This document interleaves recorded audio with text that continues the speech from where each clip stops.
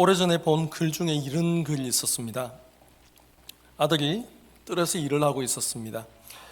그런데 힘이 붙여서 그 일이 잘 되지 않는 것처럼 보였습니다. 그때 그 아들을 집안에서 바라보던 아버지가 아들에게 이렇게 얘기했습니다. 너는 일을 더 잘할 수 있는데 그렇게 하지 않고 있다. 그러자 아들은 이렇게 대답합니다. 저는 최선을 다하고 있어요. 그랬더니 아버지가 다시 이렇게 말합니다. 너는 내게 도와달라고 하지 않았잖니. 우리가 인생을 살면서 최선의 삶을 사는 비결 가운데 하나는 함께 사는 것입니다. 도움을 받을 때 도움을 받아가면서 사는 것입니다. 우리는 하나님을 알지 못하는 이 세상 사람들과 비교해 봤을 때 주어진 삶을 살아가면서 더 자주 어려운 일을 당하고 또 넘기기 힘든 산들을 넘어 지나가는 것이 사실입니다. 그럴 때 우리의 지혜나 우리의 힘만으로만 살지 않고 하나님을 통해서 우리의 삶을 산다라는 것, 하나님을 통해서 우리의 삶을 산다라는 것, 바로 그것이 세상 사람들과 구별되는 부분일 것입니다. 그런데 하나님이 동일하게 우리에게 그렇게 말씀하실지는 잘 모르겠습니다. 앞에 말씀드렸던 그 아들처럼 너는 내 삶을 사는 일에 최선을 다하고 있지 않다. 왜냐하면 너는 나를 통해서 살고 있지 않지 않니? 라고 말씀하실지도 모르겠어요. 그렇게 우리는 하나님을 통해서만이 최선의 삶을 살 수가 있는 것입니다. 저는 하나님을 통해서 일하고 싶습니다. 이것이 기도입니다. 저는 하나님을 통해서 인생을 살고 싶습니다. 이것이 신앙 생활입니다. 내가 그리스도와 함께 십자가에 못 박혔나니 그런즉 이제는 내가 사는 것이 아니요 오직 내 안에 그리스도께서 사시는 것이라. 갈라디아서 2장 20절에 나오는 바울의 이 고백을 보십시오. 그리스도인은 그리스도를 통해서 살아야 한다라는 것입니다. 하나님의 사람은 그리스도를 통해서 사는 것입니다. 이것을 뒤집어서 얘기하자면 그리스도께서는 그리스도인을 통해서 이 세상에 사시는 것입니다. 하나님의 사람은 하나님을 통해서 일하는 사람입니다. 하나님의 사람은 그저 하나님이 원하시는 하나님의 일을 내가 행하는 사람이 아니라 하나님이 원하시는 하나님의 일을 하나님을 통해서 이루는 사람인 것입니다. 하나님은 하나님의 사람을 통해서 일하기를 너무나도 좋아하십니다. 오늘 본문으로 들어가 보면은요, 하나님은 요나를 통해서 일하려고 하셨습니다. 하나님은 니느웨에 직접 말씀하지 않으시고 요나를 통해서 말씀하시려고 하셨습니다. 하나님은 니느웨 사람들을 구원하시기 위해서 직접 하지 아니하시고 하나님의 사람 요나를 통해서 니느웨 사람들을 구원하시고자 하셨던 것입니다. 그래서 하나님께서 요나에게 말씀하셨습니다. 너는 일어나 저 큰 성읍 니느웨로 가서 그것을 향하여 외쳐라. 그런데 요나는 그 일이 싫었습니다. 왜냐하면 이스라엘의 적성 국가에 있던 것입니다. 마치 남한에서 북한과 같은 나라였기 때문입니다. 그런 적성 국가인 니느웨에 가서 그 나라의 구원을 위해서 회개를 선포하고 싶지는 않았던 것입니다. 부름받아 나선 이 몸 어디든지 가오리다, 이렇게 찬송하며 다짐하며 선지자가 되었지만, 그러나 하나님 정말 죄송하지만 그것만은 못하겠습니다, 이렇게 얘기하는 거예요. 그리고서는 정반대 방향인 다시스로 도망하였습니다. 가다가 큰 폭풍을 만났습니다. 그리고 죽게 되었습니다. 그런데 하나님은 죽게 된 요나를 큰 물고기를 통해서 다시 살리셨습니다. 물고기 뱃속, 그야말로 인생의 가장 밑바닥이라고 말할 수 있습니다. 요나는 그 인생의 가장 밑바닥인 물고기 뱃속에서 하나님의 이름을 이제 불렀습니다. 그리고 하나님께로 돌아왔습니다. 요나의 기도의 마지막 부분이 이렇습니다. 나는 감사하는 목소리로 주께 제사를 드리며 나의 서원을 주께 갚겠나이다. 이 말은 하나님 앞에 설 때에 더 이상 불평하지 않겠습니다. 주님의 뜻이라면 무엇이든지 행하고 이제 주님이 원하시면 어떤 말씀이든 전하겠습니다. 이 서원을 지키겠습니다. 이렇게 얘기하는 것이었어요. 그랬더니 하나님께서 그 기도를 들으시고 이제 물고기로 하여금 요나를 땅에다가 토해내도록 하셨습니다. 여기까지 이해를 하시고 오늘 본문 3장 1절을 보시면 너무나 은혜스럽습니다. 오늘 이 본문인 요나서 3장을 따로 떼어서 생각해 볼 때에 3장 1절이 그렇게 은혜가 되지는 않을 거예요. 그냥 그런 말씀으로 느껴질 수도 있습니다. 이런 감동이 없을 겁니다. 그런데 이 앞에 이 이야기들을 기억하면서 3장 1절을 다시 보시겠습니다.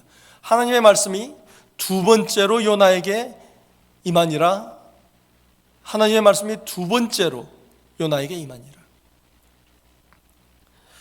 하나님께서 이미 한번 말씀하셨습니다. 그런데 요나는 그 말씀을 거절했습니다. 말씀 듣기를 거부했습니다. 그 말씀대로 행하기를 거부했습니다. 그럼에도 불구하고 하나님께서는 그 요나를 다시 돌려 세우시고 기도하게 하신 것입니다. 요나에게 다시 같은 말씀을 주시는 것입니다. 여호와의 말씀이 두 번째로 요나에게 임하니라. 일어나 저 큰 성읍 니느웨로 가서 내가 내게 명한 바를 그들에게 선포하라 하신지라. 이 말씀은요 1장에 그대로 똑같이 나와요. 그런데 이 같은 말씀을 두 번째로 하나님께서 요나에게 말씀하셨을 때 3절에 나오는 요나의 반응은 정말 놀랍도록 다르게 보입니다. 요나가 여호와의 말씀대로 일어나서 니느웨로 가니라. 여호와의 말씀대로.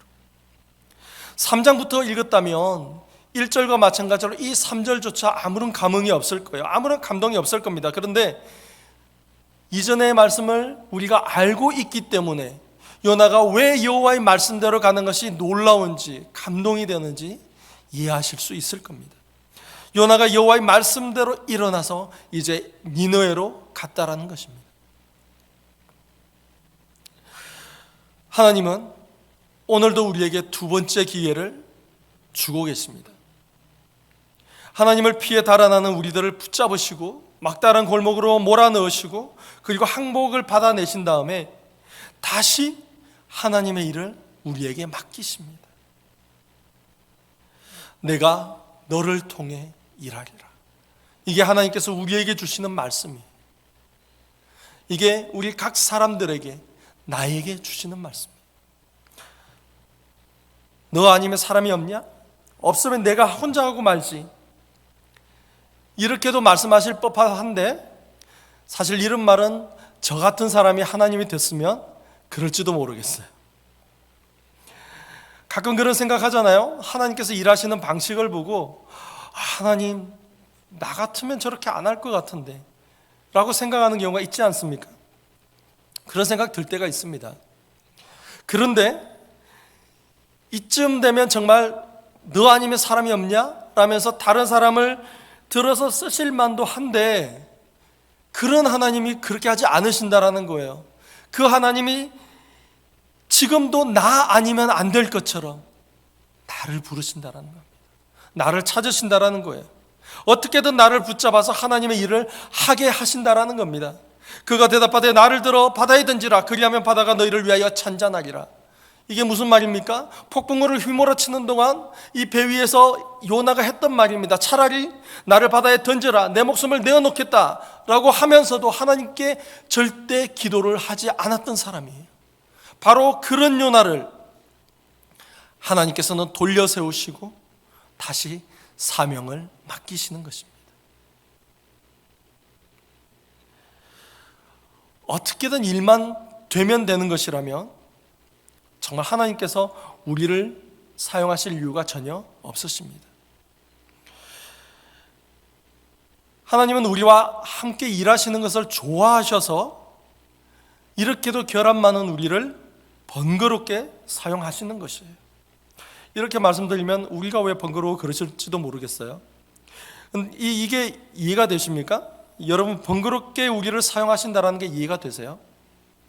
하나님은 말씀만으로 천지를 창조하셨습니다. 말씀만 하시면 바다가 갈라지고요, 말씀만 하시면 모든 생물이 죽을 수도 있고 살아날 수도 있고 생겨날 수도 있습니다. 그런 하나님께서 도망치고 회피하는 우리들을 붙잡으셔서 돌리시고 말씀을 부으시고 뭘 해야 할지 알려주시고 그 기술을 가르쳐 주시고 그렇게 해서 우리를 사용하시는 거예요.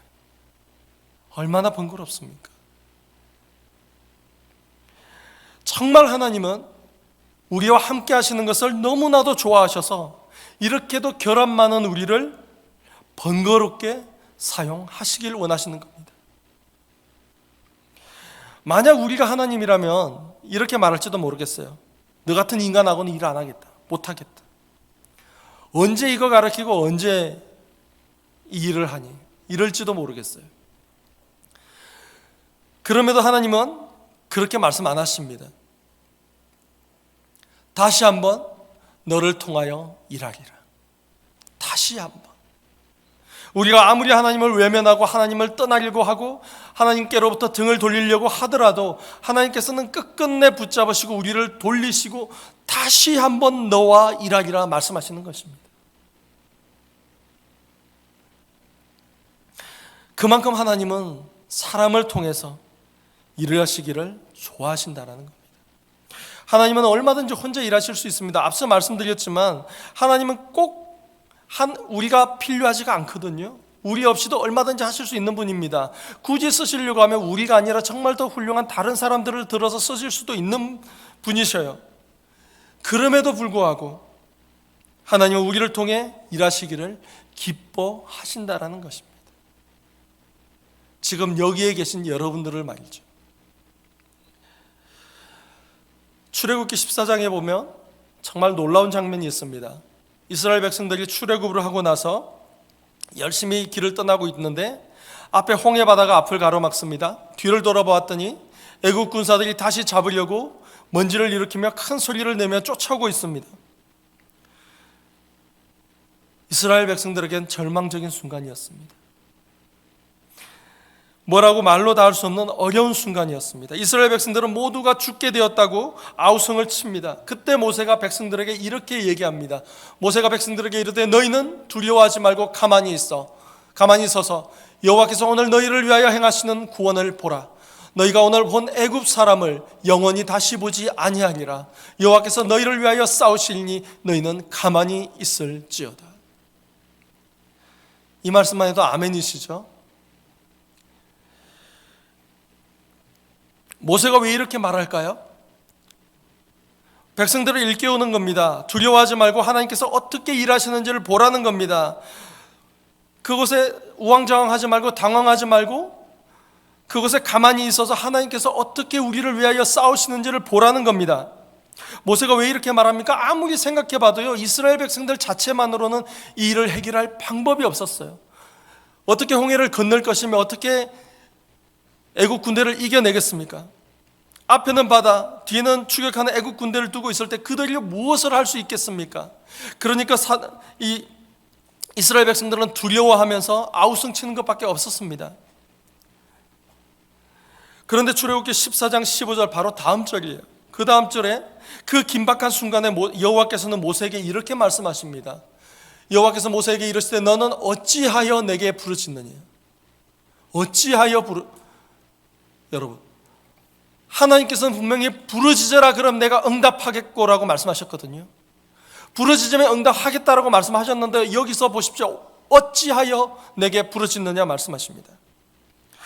모세가 하나님께 분명히 부르짖었던 것 같습니다. 그러니까 하나님께서 모세에게 이렇게 얘기를 하시는 거예요.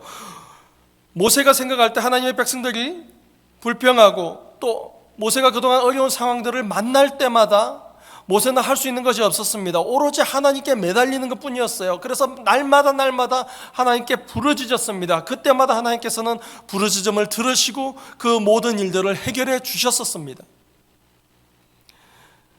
다른 방법이 없었어요. 이스라엘 백성들 그 누구도 앞뒤로 꽉 막힌 이 상황을 해결할 방법이 없었습니다. 그런데 모세에게 하나님께서 이렇게 말씀하시는 거예요. 너는 어찌하여 내게 부르짖느냐? 부르짖기만 하느냐? 이상하지 않습니까?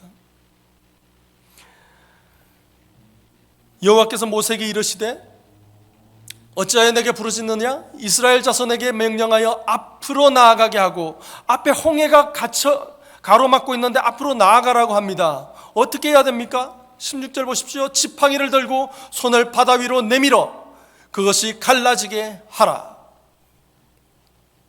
하나님께서 말씀하시는 것입니다.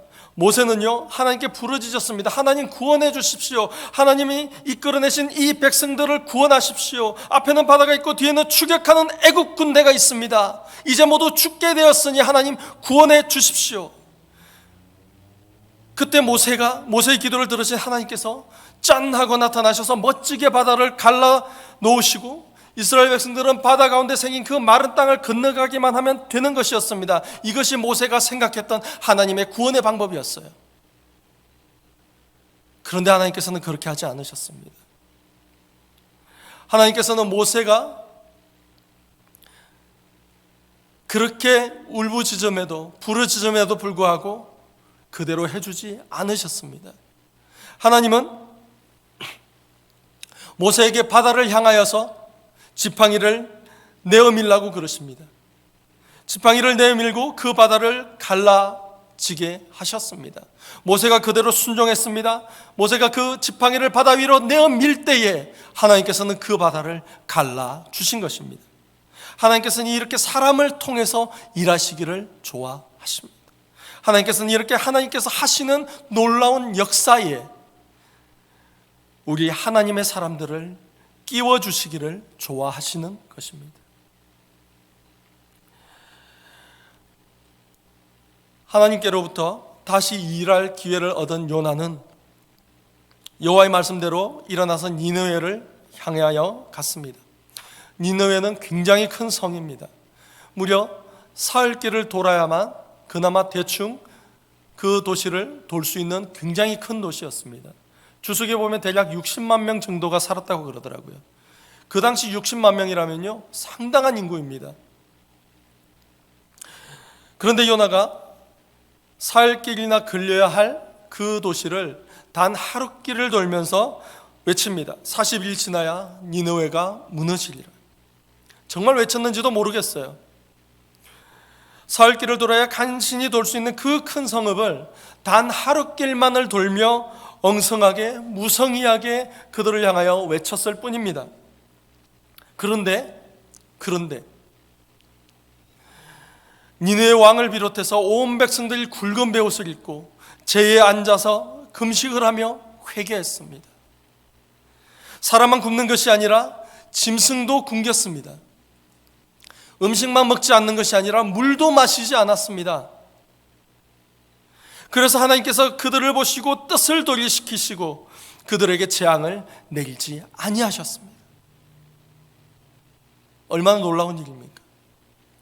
4장에 보면은요, 요나가 자기가 말씀을 선포하면서도 그들이 회개하기를 바라지 않았던 모습을 볼 수가 있습니다. 왜냐하면 그들은 적성국가였기 때문에 그들이 회개하지 않기를 원했던 것입니다. 그들이 저주를 받아서 모두가 죽기를 원했던 것입니다. 그런데 하나님께서는 인자하시고 온유하시고 긍휼하신 분이신 걸 알았기 때문에, 만약에 저들이 회개하면 하나님께서 용서하실 걸 알았기 때문에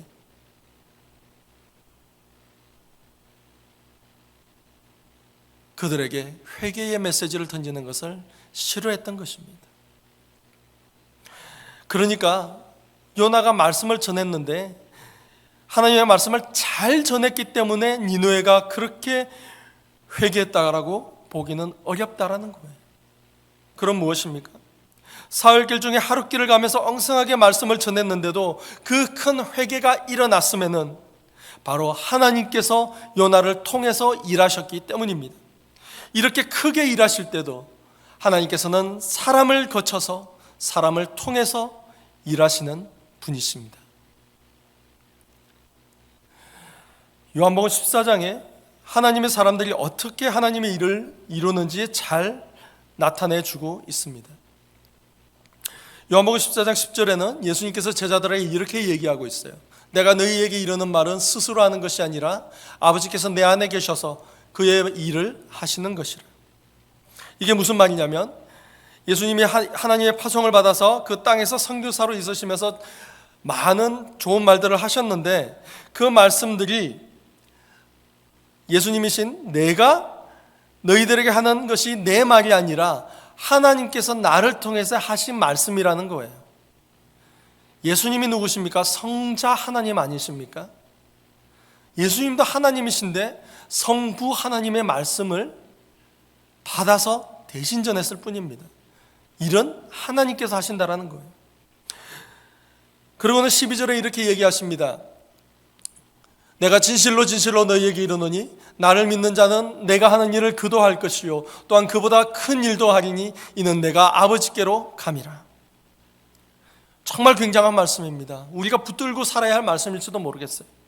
이전에는 하나님께서 나를 세상에 보내셔서 하나님의 말씀을 내 입에 들려주시고 나를 통해서 일하셨는데 이제는 내가 하늘나라로 가게 되었으니 하나님 나라로 먼저 가게 되었기 때문에 이제는 너희들의 수고와 너희들의 입을 통해서 일하리라고 말씀하시는 거예요.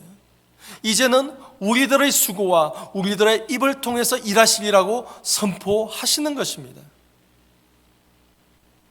예수님께서 하시던 일들이 어떤 일이었는지 제자들은 바로 옆에서 보았지 않습니까? 바로 지근거리에서 다 보았었습니다.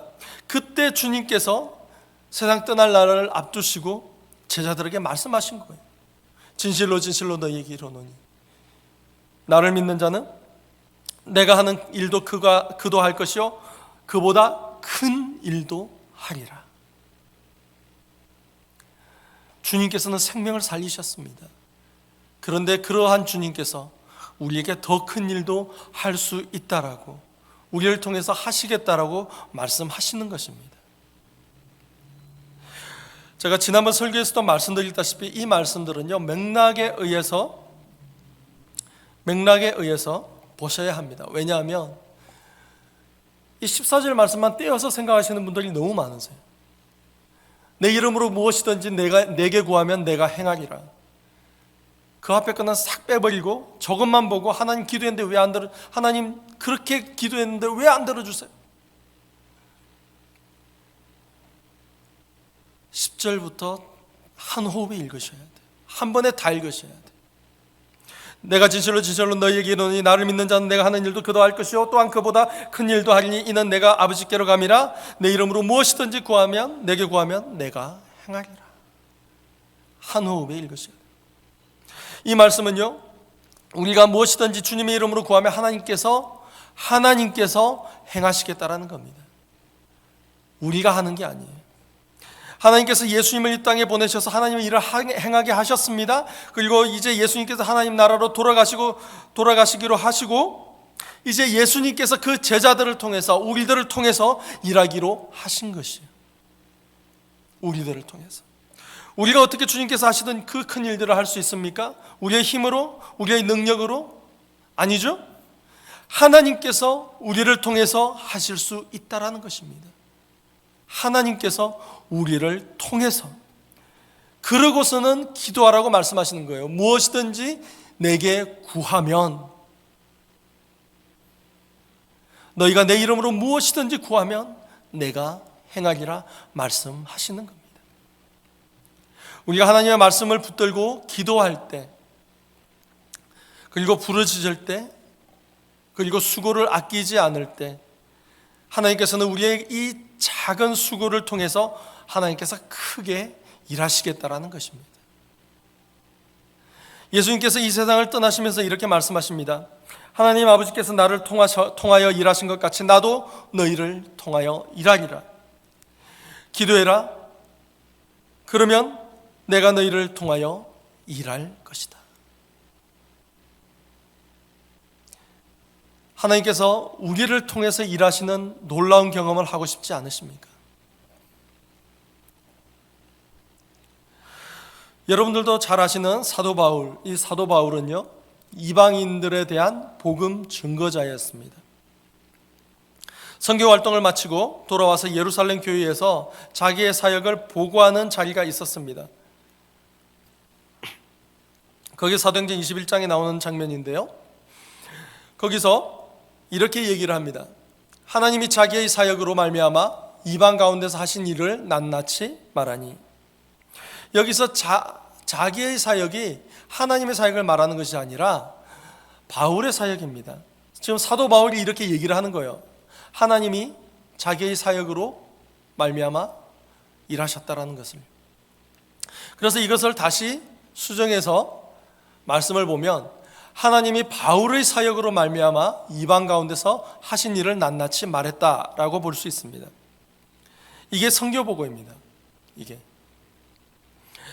여기서 중요한 것은요, 하나님이 이방 가운데서 하신 일을 낱낱이 말했다라는 것이에요. 사도 바울이 본인이 했던 것을 얘기했다라는 것이 아니라 하나님께서 이방 가운데서 하셨던 일을 말했다라는 것입니다. 이 말씀을 조금 더 정리하자면요, 하나님께서 바울의 수고를 통해서 이방인들 가운데서 행하신 일들을 예루살렘 교회에 보고했다라는 것이에요.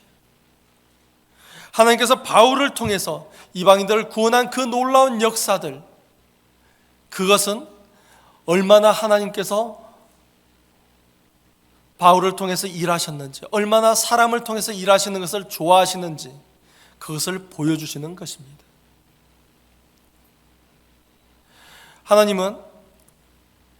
당신의 일을 하시는데 하나님의 사람들의 수고를 통해서 일하십니다. 이처럼 하나님은 사람들을 통해서 일하기를 좋아하십니다. 하나님은 저와 여러분들을 통해서 일하기를 좋아하십니다. 하나님은 지금도 우리를 통해서 일하고 계십니다. 오늘도 하나님은 하나님의 일을 싫어하면서 자꾸만 도망치는 우리들을 붙들어서 두 번째 찬스를 주시면서 거듭 말씀하시고 계십니다. 손때 묻은 지팡이를 내밀어라. 그러면 내가 일하리라. 하루길을 가면서 외쳐라. 그러면 내가 일하리라. 내 적은 수고를 통하여서도 내가 일하리라. 올리브 장로교회야, 조금만 수고해라. 내가 일하리라. 요나처럼 외치는 신용이라도 해라. 그렇다면 내가 일하리라. 내가 너를 통해서 일하리라. 내가 너에게 다시 한번 기회를 주겠다. 하나님의 사람들이여, 내가 너를 통하여 일하리라. 이것이 우리가 말씀을 읽고 헤맬 때, 기도하며 하나님께서 다시 말씀하시고 그 말씀을 붙들고 기도할 때에 우리와 함께 친히 일하시는 하나님께서 우리에게 하시는 말씀인 것입니다. 그래서 그 말씀을 우리가 붙들고 기도할 때에, 그리고 우리가 할 수 있는 적은 수고를 아끼지 않을 때에 하나님께서는 저와 여러분들의 그 작은 수고를 들어서 크게 일하실 것입니다. 이런 말이 있습니다. 아주 오래된 말인데요, 하나님은 우리 손이 아니면 손이 없으시고 우리 발이 아니면 발이 없으시다. 정말 하나님께서 손이 없고 발이 없다라는 말이 아니라는 건 아시죠? 하나님은 우리를 통해서 일하시고 우리를 통해서 기적을 행하시고 우리를 통해서 누군가를 사랑하시고 또 누군가의 삶을 풍성하게 하시겠다라는 것입니다. 그곳에 우리가 쓰임 받는다라는 것이, 이것이 하나님께서 원하시는 것입니다. 하나님은 우리를 제외하시고도 얼마든지 하실 수가 있는데 끝까지 우리와 함께 하기를 원하신다라는 것이에요. 그만큼 하나님은 저와 여러분들을 통해서 일하기를 좋아하십니다. 하나님께서 좋아하시는 일을 같이 할 수 있었으면 좋겠습니다. 하나님께서 우리를 부르실 때에 이제 요나처럼 도망하지 않기를 원합니다. 하나님께서 뭔가를 말씀하시는 것은 우리를 하나님의 일에 함께 하게 하기 위하여 또 그것을 원하시기 때문입니다. 하나님을 경험하기를 원하십니까? 하나님을 더 잘 알기를 원하십니까? 그렇다면 지금이라도 하나님의 부르심에 응답하며 하나님의 말씀하심에 반응하며 하나님의 일에 순종함으로써 참여하여 우리를 통해 일하시는 하나님을 만나는 역사가 저와 여러분들에게 날마다 넘쳐나시기를 주님의 이름으로 축원드립니다. 기도하겠습니다. 하나님 아버지, 요나처럼 받은 말씀으로부터 달아나는 저희들의 인생을 하나님께서 말씀 앞으로 붙들어 세우시고 또한 기도하게 하셨습니다. 저희가 하나님께서 원하시는 작은 수고를 아끼지 않을 때에 어떤 큰 일이 일어나는지를 저희들에게 보여주셨습니다. 나는 너를 통해 일하고 싶다, 그렇게 말씀해 주심을 감사드립니다. 자비하신 하나님 아버지, 저희들의 손이 그저 저희들의 손이 아니라 하나님께서 사용하시는 손이라는 것을 잊지 않게 하시고, 또한 저희들의 발이 그저 저희들의 발이 아니라 정말 하나님께서 친히 사용하셔야 하는 발이라는 것을 늘 기억하게 하여 주시옵소서. 늘 하나님의 손과 발이 되어서 우리가 가진 작은 수고를 아끼지 않을 때에 저희를 통하여 일하시는 하나님을 경험하는 큰 은혜를 허락하여 주시옵소서. 이 모든 건 예수님의 이름으로 기도드립니다.